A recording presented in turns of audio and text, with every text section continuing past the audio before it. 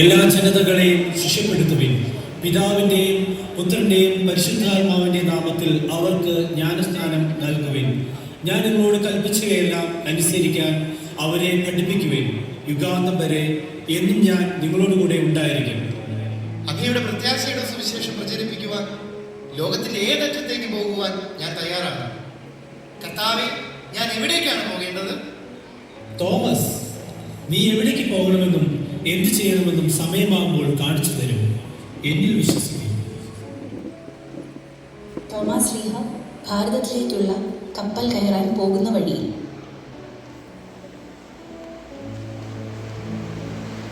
നിങ്ങൾ എങ്ങോട്ട് പോകുന്നു സഹോദര?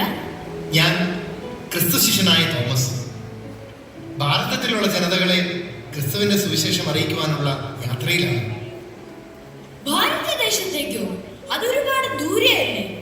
വ്യത്യസ്തമായ ഭാഷയും ജനങ്ങളും സംസ്കാരവും. അവർ നിന്റെ വാക്കുകൾ ശ്രദ്ധിക്കുമെന്ന് നിനക്ക് ഉറപ്പുണ്ടോ? ഒരു ഉറപ്പുമില്ല. പക്ഷേ എന്റെ നാഥൻ എന്നെ വിളിച്ചത് അവിടുത്തെ സുവിശേഷം ലോകാതിർത്തി വരെ അറിയിക്കാനാണ്. ഞാൻ എൻ്റെ കർത്താവിൽ ആനന്ദിക്കുന്നു, ആശ്രയിക്കുന്നു. അവിടുന്ന് ഉറപ്പായും എനിക്ക് വഴികാട്ടും. തോമസ് ശ്ലീഹ കേരളത്തിലെ പ്രശസ്ത തുറമുഖമായ കൊടുങ്ങല്ലൂരെത്തുന്നു. നാട്ടുകാർ അടുത്തു വരുന്നു. ആരാ? എവിടുന്നാ? എന്താ ഇവിടേക്ക് വരാൻ? ഞാൻ ക്രിസ്തു ശിഷ്യനായ തോമസ് ജെറുസലേമിൽ നിന്ന് വരുന്നു. ഈശോ മിശിഹായുടെ സുവിശേഷം നിങ്ങളെ അറിയിക്കാൻ വന്നതാണ്. ഈശോ മിശിഹായോ? അതാരപ്പ? അങ്ങനെ ആരെയും ഞങ്ങൾ അറിയില്ലല്ലോ. പിന്നെ നിങ്ങൾ ഈ പറയുന്ന സുവിശേഷം അതെന്താ? ഈശോ മിശിഹ സർവശക്തനായ ദൈവത്തിന്റെ ഏകപുത്രൻ, നമ്മുടെ പാപങ്ങൾക്ക് വേണ്ടി കുരിശിൽ മരിച്ചവൻ, മൂന്നാം ദിവസം ഉയർത്തെഴുന്നേറ്റവൻ. അവനെക്കുറിച്ച് ഒരുപാട് കാര്യങ്ങൾ എനിക്ക് നിങ്ങളോട് പറയുവാനുണ്ട്. എന്നെ കേൾക്കൂ. ഈശോ ആരാണെന്ന് സ്വയം അനുഭവിച്ചറിയൂ. അത്ഭുതങ്ങൾ ചെയ്തും സുവിശേഷം പറഞ്ഞും ചുറ്റി സഞ്ചരിക്കുന്ന തോമസ് ശ്ലീഹയെ കുറിച്ച് അറിഞ്ഞ രാജാവ് അദ്ദേഹത്തെ കൊട്ടാരത്തിലേക്ക് ക്ഷണിക്കുന്നു.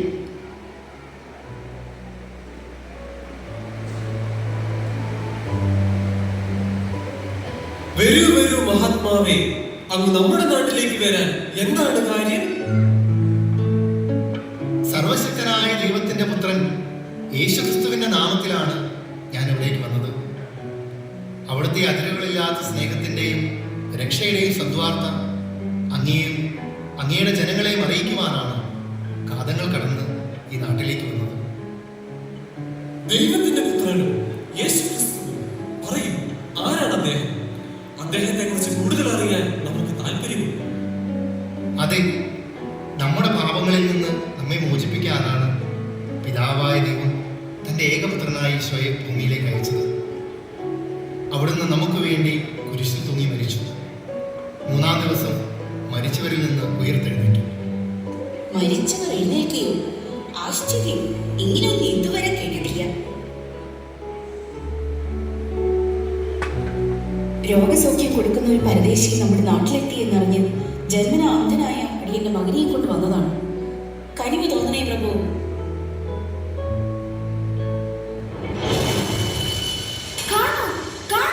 എനിക്ക് നന്നായി കാണാം.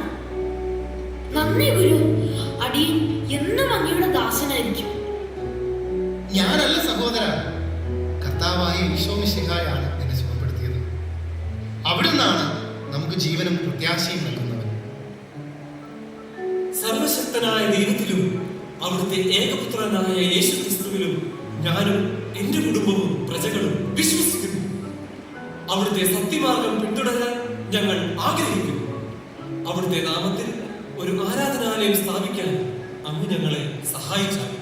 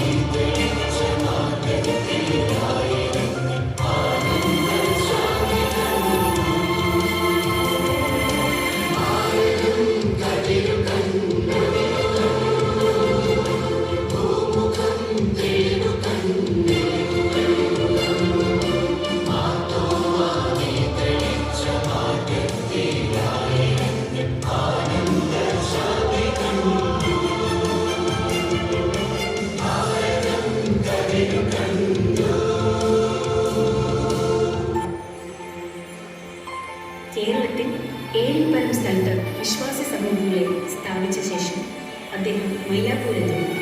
അവിടെ വെച്ച് മതപരി പൂണ്ട ഒരു ഭ്രാന്തന്റെ ഉത്തേൽക്കുന്നു. എന്റെ കർത്താവേ, എന്റെ ദൈവമേ, എത്ര മനോഹരമായിട്ടാണ് നീ എന്നെ നയിച്ചത്. ഭൂമിയുടെ അറ്റത്തോളം അങ്ങെന്നെ നടത്തി. അങ്ങേ നാമത്തിൽ സഭകൾ സ്ഥാപിക്കുവാൻ അവിടുന്ന് എന്നെ സഹായിച്ചു. കർത്താവേ, ലോകാവസാനത്തോളം ഇവരെയെല്ലാം വിശ്വാസത്തിൽ നിലനിർത്തണമേ. അതിനിവരെ സഹായിക്കണം. അങ്ങയുടെ പരിശുദ്ധാത്മാവിനെ ഒരിക്കലും ഇവർ വേദനിപ്പിക്കില്ല. തോമസ്, നിന്റെ കൂടെ ഞാൻ എന്നും ഉണ്ടാകും. നീ വിശ്വസ്തനായിരുന്നു. നിന്നെ ഏൽപ്പിച്ചതെല്ലാം നീ ഭംഗിയായി ചെയ്തു. ഞാൻ നിന്നിൽ അഭിമാനിക്കുന്നു.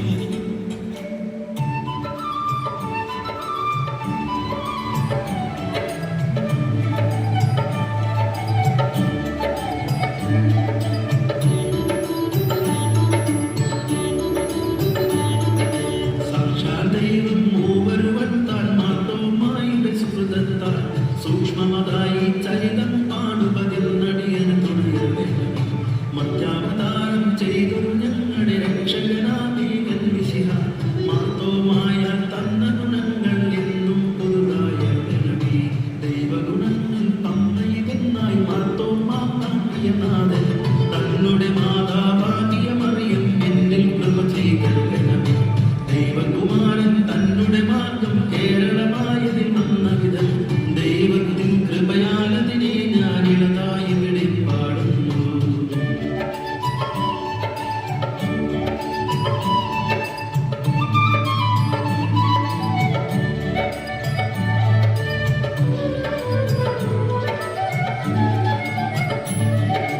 അരുമാനത്തിൻ ഗുരുവരനാകിന മമനാമകനാം മാർത്തോമ പെരുമാൾ ചോഴൻ ാളായുള്ളൊരാളോടു സഹിതം കൂടി അറബിയായി കപ്പൽ കയറി ബാല്യക്കരവെന്നെത്തിയത് അറിവിൻ പറവൻ മിശിഹാകാലം 50 ധനവം രാശിയതിൽ അതിശയകൃതിയാൽ അഷ്ടദിനം കൊണ്ടവിടെ മാർഗം സ്ഥാപിച്ചു. അതിനുടെ ശേഷം ഹൃദഗതി കൊണ്ട് ഉടനെ മൈലാപ്പൂരെത്തി. 4.5 മാസം താനവിടെ അറിയിച്ചതിൽ പിച്ചീനത്തെത്തി. 4.5 മാസം അവിടെയും അറിയിച്ചങ്ങനെ മൈലാപ്പൂർ വന്നു.